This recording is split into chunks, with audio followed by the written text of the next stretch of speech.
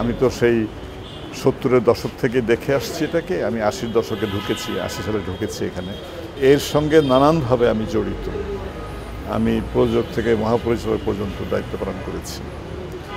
এখন এটা খুবই দুঃখজনক, খুব কষ্ট হয়, আসলে কান্নাই পায় যে কি প্রতিষ্ঠান গড়ে উঠেছিল, কি হয়ে গেল।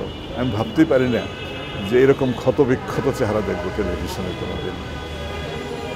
71 সালে তখন তো এটা ছিল ডিআইটিতে, কেউ ধ্বংস করেনি, সবাই এটাকে জাতীয় সম্পদ হিসেবে দেখেছে। এবং ঠিক স্বাধীনতার পরপর আমাদের বন্ধুবান্ধবরা এসে 16 তারিখ বাদ দিয়ে 17 তারিখ থেকেই তারা টেলিভিশন চালু করতে পেরেছিল।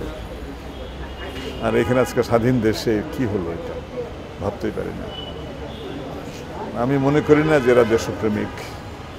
আর এর মধ্যে অনেক লুটেরা ছিল, তারা ভেতরে ঢুকে একদিকে আগুন দিয়েছে, কাঁচ ভেঙেছে, ঘর ভেঙেছে, টেবিল ভেঙেছে, আগুন দিয়েছে এবং অনেক জিনিস নিয়ে গেছে এখান থেকে লুট করে। এরা লুটেরা গ্রুপে ঢুকেছিল এখানে।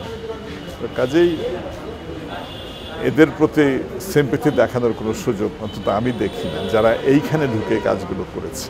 সেটের যে সমস্ত ঐতিহ্যবাহী অংশ যেগুলো আমাদের ছিল, বিভিন্ন জমিদার বাড়ি, রাজবাড়ি তৈরি করার জন্য বা একটা সাধারণ কুটির তৈরি করার জন্য যেসব উপকরণ ছিল সব পুড়িয়ে দেওয়া হয়েছে।